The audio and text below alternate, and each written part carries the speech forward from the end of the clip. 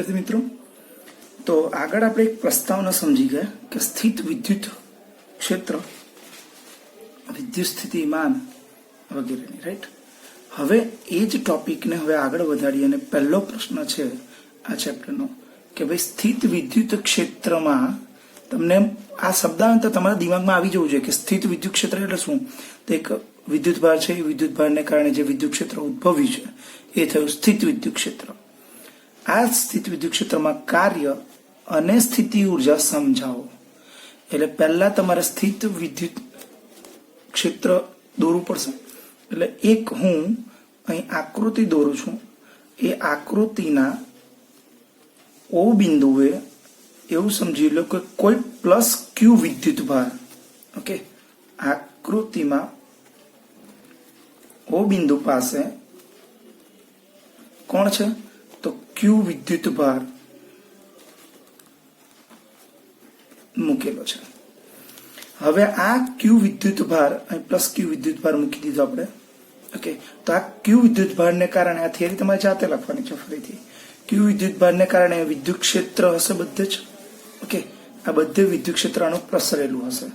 તો આ વિદ્યુત ક્ષેત્રમાં કોઈ એક નાનો પરીક્ષણ વિદ્યુત ભાર ક્યુ લઈએ, જે અત્યારે આર બિંદુએ છે એવું સમજી લઈએ, પ્લસ ક્યુ વિદ્યુત ભાર, ઓકે, સ્મોલ ક્યુ વિદ્યુત ભાર પરીક્ષણ વિદ્યુત ભાર તરીકે લેવામાં આવ્યો છે। તો આ જે ક્યુ વિદ્યુત ભાર છે ને, પહેલા તો એ સમજી લો કે હંમેશા પ્લસ ક્યુ કરતા એનું મૂલ્ય નાનું જ હોવું જોઈએ, બહુ મોટું ના થઈ જવું જોઈએ। રીઝન શું કે આની અસર આને થવી જોઈએ। આ જ બહુ મોટો થઈ ગયો, આ જે નાનો ક્યુ વિદ્યુત ભાર છે એ જો બહુ મોટો થઈ જશે તો આ ક્યુની અસર, આ જે પ્લસ ક્યુ છે એની અસર કોને થશે, આ પ્લસ ક્યુને થવા લાગે, મોટા ક્યુને થવા લાગશે। તો એ યોગ્ય નથી। આનું વિદ્યુત ક્ષેત્ર છે તો આની વિદ્યુત ક્ષેત્રની અસર સ્મોલ ક્યુને થવું જોઈએ। પરીક્ષણ વિદ્યુત ભાર એટલો નાનો હોવો જોઈએ કે આની સમિતિની રચનામાં કોઈ ચેન્જ હોવો જોઈએ નહીં। એટલે આના પછીનો મુદ્દો એવો લેવાનો કે અહીં જે સ્મોલ ક્યુ વિદ્યુત ભાર છે, લખતો નથી, જાતે લખી લો, સ્મોલ ક્યુ વિદ્યુત ભાર એટલો સૂક્ષ્મ લેવામાં આવે કે જેથી એ જે પ્લસ મોટો ક્યુ વિદ્યુત એટલે કે કેપિટલ ક્યુ વિદ્યુત ભાર છે એને કારણે એના વિદ્યુત ક્ષેત્રની સમિતિમાં કોઈ ફેરફાર કરતો નથી, ઓકે। તો હવે આપણને ખબર છે કે અહીં વિદ્યુત ક્ષેત્ર છે, તો આ વિદ્યુત ક્ષેત્ર અહીં દર્શાવી દઉં છું, વિદ્યુત ક્ષેત્ર, ઓકે। તો હવે આ આર બિંદુ પાસેથી આ ક્યુ વિદ્યુત ભારને તમે આ બાજુ લાવશો પી પાસે, તો એનો મતલબ તેવો થયો કે આર થી પી સુધી તમારે જ્યારે ક્યુ વિદ્યુત ભારને લાવવો પડે એટલે આ વિદ્યુત ક્ષેત્ર વિરુદ્ધ કાર્ય કરવું પડે છે, બરાબર। એટલે ક્યુ ને કેપિટલ આર થી પી સુધી લઈ જવા વિદ્યુત ક્ષેત્ર વિરુદ્ધ કાર્ય કરવું પડે, ઓકે। વિદ્યુત ક્ષેત્ર વિરુદ્ધ કાર્ય કરવું પડે એટલે જો વિદ્યુત ક્ષેત્ર ના કારણે વિદ્યુત ક્ષેત્રનું જો બળ Fe કહીએ તો હવે તમે એ વિદ્યુત ક્ષેત્ર વિરુદ્ધ કાર્ય કરવું પડે એટલે કે તમે બાહ્ય બળ આપો છો એટલે વિદ્યુત ક્ષેત્ર વિરુદ્ધ કાર્ય કરવા બાહ્ય બળ Fe કહીએ, એક્સટર્નલ ફોર્સ Fe એ એક્સટર્નલ ફોર્સ ને FEXT કહીએ, ઓકે। FEXT બાહ્ય બળ FEXT એ વિદ્યુત ક્ષેત્ર ના બળ Fe જેટલું હોવું જોઈએ। તમે જો ક્યારે આને અહીં લઈ જશો, આ ક્યુ વિદ્યુત ભારને આર થી પી સુધી ક્યારે લાવશો, જ્યારે આને કારણે લાગતું બળ જો Fe, ઓકે, Fe કરતા જે FEXT છે, FEXT એના કરતા એના જેટલું હશે તો જ આની અસરને નાબૂદ કરશે. FEXT એ FE જેટલું હશે તો જ એની અસરને નાબૂદ કરશે, અને એના કરતા વધુ હશે તો એ ગતિ કરીને તમે અહીં લાવી શકશો. પરંતુ જો FE વધુ હશે FEXT કરતા તો એને ગતિ કરવા દે નહીં, એટલે કાર્ય કરવા દે નહીં. એટલે અહીં કેવું હોવું જોઈએ? તો FEXT હંમેશા કેવું હશે? તો -FE જેટલું હશે. આ સમજો. FEXT નું મૂલ્ય કેટલું હોવું જોઈએ? જે વિદ્યુત ક્ષેત્રને કારણે લાગતું બળ છે એના જેટલું જ હોવું જોઈએ, પરંતુ હંમેશા કેવું છે? પરસ્પર વિરુદ્ધ દિશામાં છે. આ પોઈન્ટ તમારે સમજવો પડશે. ક્લિયર છો? ઓકે. તો હવે તમે જ્યારે આ સ્મોલ ક્યુ ને R થી P સુધી લાવ્યા ત્યારે શું કર્યું? એના પર કાર્ય કર્યું, અને આ કાર્ય વિદ્યુત ભાર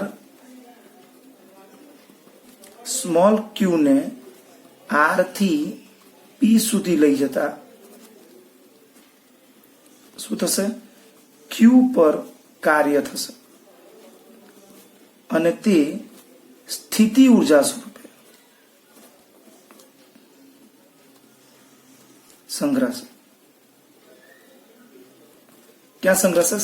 સ્થિતિ ઉર્જા સ્વરૂપે. એટલે અહીંથી અહીં લાવશો તો સ્થિતિ ઉર્જા સ્વરૂપે સંગ્રહશે. અને જ્યારે સ્થિતિ ઉર્જા સ્વરૂપે સંગ્રહાય ત્યારે હંમેશા એ કેવી હશે? નેગેટિવ હશે. હવે તમે સમજો, અહીં લાવ્યા, બરાબર, અને અહીંથી લાવીને હવે ધારો કે છોડી દેશો તો શું થશે? નજીક જશે. તો એમાં સંગ્રહાયેલી જે સ્થિતિ ઉર્જા છે એ શું થશે? ગતિ ઉર્જામાં રૂપાંતર પામશે, અને આગળ નહીં આવે. હવે ક્યાં જશે? પાછળ તરફ ગતિ કરવા લાગશે. એટલે તમે અહીં લખી શકો છો કે P પાસે લાવી તેને છોડી દેતા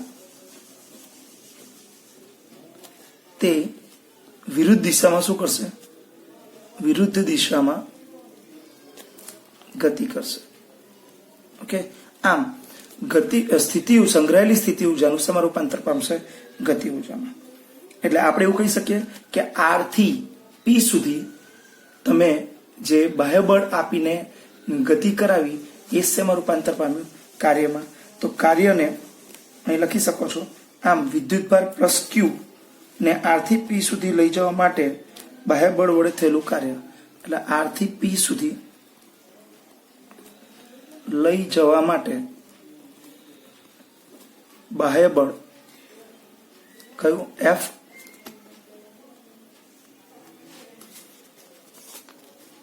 એક્સટર્નલ, બરાબર. બાહ્ય બળ F એક્સટર્નલ વડે થયેલું કાર્ય. તો સિમ્પલ છે. કાર્યનું સૂત્ર શું છે? યાદ છે? W, બરાબર. કાર્ય W, પણ W ક્યાંનું? R થી P સુધી. તમે જ્યાંથી જ્યાં સુધી કાર્ય કર્યું તે R થી P સુધી કરેલું કાર્ય WRP. WRP, બરાબર. હવે તમે અહીં એકથી એક સીધું અહીંથી અહીં નહીં લઈ આવ્યા હોય, એટલે ધીરે ધીરે નાના સૂક્ષ્મ અંતરને કારણે આવ્યા. તો પહેલા તો કાર્યનું સૂત્ર યાદ કરો, બળ ગુણ્યા સ્થાનાંતર. તો ઇન્ટિગ્રેશન ક્યાંથી ક્યાં સુધી? R થી P સુધી. બીજું બળ કયું? F એક્સટર્નલ, ઓકે, ઇન્ટુ સ્થાનાંતર dr. ઓકે. શું થશે? WRP is equal to integration F into સદિશ dr. અથવા બીજું પણ થાય, WRP is equal to integration R થી P તો ખરું, બરાબર, R થી P ખરું, પણ હવે તમને ખબર છે કે F એક્સટર્નલ એટલે જ કોણ? -FE પણ થાય. તો તમે અહીં લખી શકો -FE ઇન્ટુ સદિશ dr. ઓકે. તો આ તમારું સૂત્ર થશે કોનું? કાર્યનું. એટલે બાહ્ય બળ ગુણ્યા સ્થાનાંતર અથવા વિદ્યુત ક્ષેત્ર ને કારણે લાગતું બળ ગુણ્યા સ્થાનાંતર. અને તમને ખબર છે કે આ બળ જ એક્સટર્નલ બળ કોને કારણે લગાડો છો? તમે જે વિદ્યુત ક્ષેત્ર છે, બળ વિદ્યુત ક્ષેત્રને કારણે ઉદ્ભવતું બળ છે એનો વિરોધ કરવા માટે લગાડો છો. એટલે આ બંનેના મૂલ્યો સમાન થશે. ઓકે. તો આ રીતે તમે કાર્ય અને સ્થિતિ ઉર્જાને સમજાવી શકો છો. એટલે આ કાર્ય સ્થિત વિદ્યુત અપાકર્ષણ બળની વિરુદ્ધમાં થયેલ છે, અને તે સ્થિતિ ઉર્જા સ્વરૂપે હંમેશા કેવું થશે? સંગ્રહ પામશે. Okay.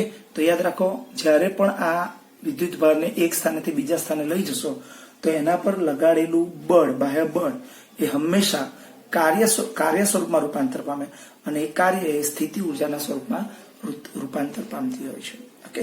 Thank you so much. આજની આ પહેલી થિયરી છે ચેપ્ટર નંબર 2 ની.